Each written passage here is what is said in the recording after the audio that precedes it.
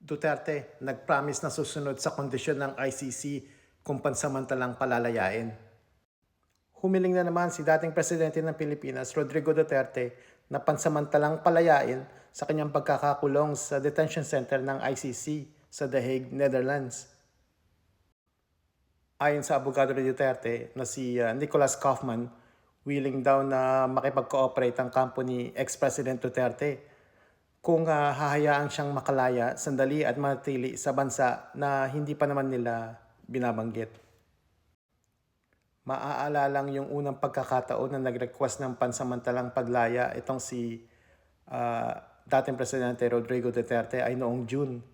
At gusto niya daw manatili sa isang bansa na sinisikreto nila. Itong sikretong bansa naman ay pumayag na kupkupin itong si ex-President Rodrigo Duterte kung sakaling palayain siya panandalian ng ICC. Kasalukuyan namang nasa The Hague, Netherlands itong si Vice President Sara Duterte para bisitahin ang kalagayan ng kanyang ama. Kasama din ni Vice President itong kanyang bunsong kapatid na si Veronica Kitty Duterte. Kinumpirman din ni Kitty na nagbabalak silang apat na magkakapatid na bumisita sa kanyang ama na nakakulong ngayon sa ICC Detention Center. Busy daw kasi ang schedule ni Davao City Representative Paulo Duterte at Acting Davao City Mayor Sebastian Duterte. Yun lang, okay, bye.